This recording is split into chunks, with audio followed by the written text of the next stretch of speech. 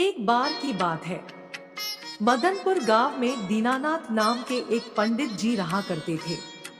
दीनानाथ भगवान शिव के परम भक्त थे। वे अपना अधिकतर समय भगवान शंकर के मंदिर में व्यतीत किया करते थे और भगवान शंकर से उनका इतना अधिक प्रेम था कि वो किसी ना किसी बात पर भगवान शंकर से रूठ भी जाया करते थे। दीनानाथ जी की पुत्री आनंदी बड़ी हो गई थी। उनकी पत्नी उमा को आनंदी के विवाह की चिंता थी। वो जब भी विवाह की बात करती तो पंडित जी हमेशा यही कहते, अरे उमा, चिंता मत करो, भगवान शिव सब प्रबंध कर देंगे। आनंदी हमारी नहीं बल्कि भगवान शिव की पुत्री है और उन्हीं के आशीर्वाद से हुई है। भगवान शिव सब संभाल लेंगे, तुम समय तो आने दो। तब पंडित जी की पत्नी उमा कहती है, ठीक है, जैसी भगवान भोलेनाथ की इच्छा। कुछ समय पश्चात आनंदी का रिश्ता एक संपन्न परिवार में तय हो गया। अब जब शादी का समय पास आने लगा तो उमा ने देखा कि दीनानाथ जी रोजाना ही कह देते थे कि सब हो जाएगा, पर अभी तक विवाह की कोई भी तैयारी नहीं हुई थी। तब उमा पंडित जी से बोलती है, सुनो जी, 2 दिन बाद आपकी पुत्री का विवाह है, पर अभी तक कुछ भी तैयारी नहीं हुई है। मैं आपको इतने दिनों से सचेत करती आ रही हूँ कि पुत्री का विवाह है, कुछ तो शादी का सामान इकट्ठा कर लो, कुछ तैयारी शुरू कर दो। आखिर हमारी बेटी की शादी की बात है। थोड़ा बहुत पैसा तो कर्ज में ले लो, आपको लोग दे भी देंगे, पर आप मानते ही नहीं हो। आखिर हमारी बेटी की शादी का सवाल है। अगर शादी की तैयारी समय से नहीं हो पाई तो क्या होगा? तब पंडित जी उमा से कहते हैं, उमा, मैंने तुम्हें कहा है ना, मुझे किसी से पैसा मांगना पसंद नहीं है। मैं परमात्मा के आश्रित हूँ, मुझे अपने भोलेनाथ पर पूरा भरोसा है। मैं अपने भगवान शिव से कह के सब कुछ मांग सकता हूँ। उमा, तुमने हमारे संपूर्ण जीवन में देखा है ना, तुमने जो जो कागज पर मुझे लिख कर दिया है, मैंने भगवान के श्री चरणों में रखा और भगवान शंकर ने हमारी सारी मनोकामना पूर्ण की है। तो अब क्यों चिंता करती हो? अभी भी तुम्हें जिस चीज की आवश्यकता है मुझे लिख कर दे दो, भगवान शंकर हमारी सारी आवश्यकता स्वयं पूर्ण करेंगे। तब उमा कहती है, अरे, खाने पीने की चीजों की बात अलग है, वो तो कोई भी भक्त दे जाता है, पर इस समय कन्या के विवाह के लिए दहेज की आवश्यकता है। उसमें सोना भी लगेगा, वस्त्र भी लगेंगे, बारातियों का मान सम्मान भी करना पड़ेगा, भोजन की उचित व्यवस्था भी करनी पड़ेगी, अन्य पदार्थों की भी आवश्यकता पड़ेगी। कौन देकर जाएगा? तब पंडित जी बोलते हैं, भाग्यवान, तुम क्यों चिंता कर रही हो? जब मैंने तुम्हें कहा है कि भगवान शंकर जी सदा मेरे साथ है, फिर क्यों चिंता करती हो? तुम मुझे कागज पर लिखकर दे दो, तुम्हें शादी के लिए जिस भी सामग्री की आवश्यकता है। शुरू से ही पंडित जी कागज पर लिखवा कर सामान ले जाते थे और मंदिर में भगवान शंकर के समक्ष रख देते थे, और वो सामान भगवान शंकर के चमत्कार से अपने आप पूरा हो जाता था।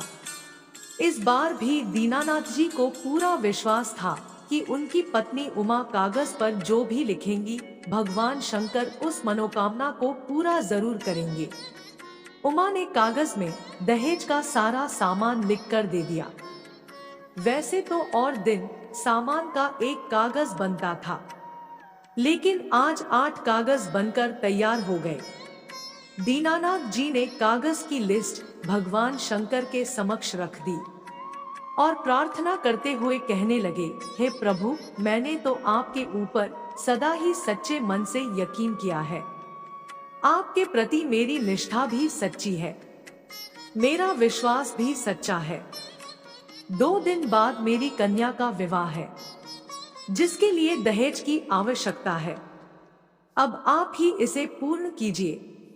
इस प्रकार आंखों में आंसू भरकर दीनानाथ ने कागज को भगवान शंकर के नजदीक रख दिया और अपनी सेवा में व्यस्त हो गए। दीनानाथ जी तो यहाँ पर भगवान शंकर की सेवा में व्यस्त हो गए। उधर एक संपन्न सेठ दीनानाथ जी के घर पहुंचे। तब उमा उनसे पूछती है, कहिए किन से मिलना है आपको। तब वो सेठ उमा को बोलते हैं, आज प्रातःकाल दीनानाथ जी मेरे घर आए थे। उन्होंने कहा कि उनकी कन्या का विवाह है, उन्हें पैसों की आवश्यकता है। अब मैं तो दीनानाथ जी को बचपन से जानता हूँ, उनकी कन्या मेरी कन्या है। आपने जितने भी सामान की लिस्ट उनको बनाकर दी थी, वो सारा सामान मैं लेकर आया हूँ। उमा ने सोचा कि हो सकता है ये सेठ जी मेरे पतिदेव के मित्र हों। शाम को जब दीनानाथ जी घर आए तो उमा ने उन्हें सारा सामान दिखाया और सारी बात बताई। दीनानाथ जी समझ गए कि भगवान शंकर स्वयं मेरी पुत्री के विवाह का सामान देकर गए हैं। अपनी पत्नी की बातें सुनकर उनकी आंखों में आंसू आ गए और वो रोते हुए बोले, मैंने तुम्हें कहा था ना उमा, भोले शंकर हमारे साथ है। वो कभी भी हमारे जीवन में कोई कमी नहीं रखते हैं। अब एक बात सुन लो मेरी, जब तक भगवान शंकर मेरी पुत्री के विवाह में मेरे साथ नहीं चलेंगे, मैं तुम्हारे साथ शादी में नहीं चलूंगा। विवाह का दिन आ गया, पर दीनानाथ जी मंदिर में बैठ गए कि मैं भगवान को लेकर ही विवाह में जाऊंगा। तभी भगवान शंकर की मूर्ति से एक आवाज आई, दीनानाथ जाओ, अपनी कन्या का विवाह करा कर आओ। तब दीनानाथ जी बोलते हैं, अरे भगवान, मैंने तो सारी उम्र आपकी सेवा की है। आपको तो पता है ना, आप मेरे पिता तुल्य है और मैं आपसे हर बात पर जिद करता हूँ और आप मेरी हर जिद पूर्ण करते हो। आपको जब पता है कि मैं आपके बिना नहीं जा सकता हूँ, तो आपको चलना ही पड़ेगा, वरना मेरा आपसे झगड़ा हो जाएगा। फिर मैं आपसे कभी भी बात नहीं करूंगा। दीनानाथ की प्रार्थना सुनकर भगवान भोलेनाथ प्रकट होते हैं और दीनानाथ से कहते हैं, दीनानाथ, मैं तुम्हारे साथ ही रहता हूँ और सदैव तुम्हारे हृदय में वास करता हूँ, इसलिए मैं तुम्हारे साथ हर जगह होता हूँ। मेरा आशीर्वाद सदा तुम्हारे साथ है। भगवान तो भक्त के वश में होते हैं। तुम विवाह में जाओ, मैं पीछे पीछे आता हूँ। मुझ पर विश्वास करो। भगवान भोलेनाथ पर विश्वास करके दीनानाथ अपने परिवार के साथ विवाह में पहुंचता है।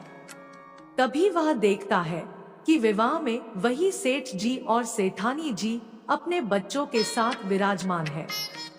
पंडित जी समझ जाते हैं कि साक्षात भगवान शिव पूरे शिव परिवार के साथ विवाह में सम्मिलित हो चुके हैं। दीनानाथ और उमा की खुशी का ठिकाना नहीं था। दीनानाथ भगवान शंकर और माता पार्वती के रूप में आए उन सेठ सेठानी के हाथों से अपनी पुत्री का कन्यादान करवाते हैं। थोड़ी देर बाद जब विदाई का समय आता है तो वो सेठ सेठानी वहां से अदृश्य हो चुके थे। दीनानाथ जी समझ जाते हैं कि भगवान ने दीनानाथ से किया वादा निभाया है और दर्शन देने विवाह में सम्मिलित हो गए हैं। यह सच है, भगवान अपने भक्तों को कभी नाराज नहीं करते। भक्त उनसे जितनी मर्जी लड़ाई करे, उनसे जितनी मर्जी शिकायत करे, पर भगवान हमारे जीवन दाता है। वो हमसे कभी भी नहीं रुकते।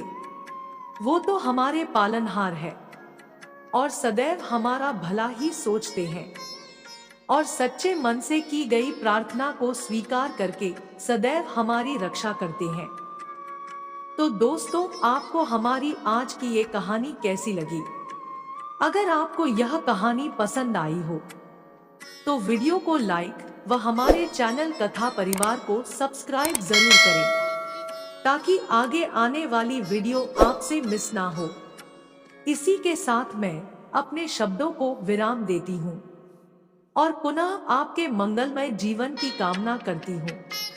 अंत में बस इतना ही कहूंगी, ऊपर वाले के आशीर्वाद और अपनों के प्यार के साथ कर दिखाओ कुछ ऐसा कि दुनिया करना चाहे आपके जैसा।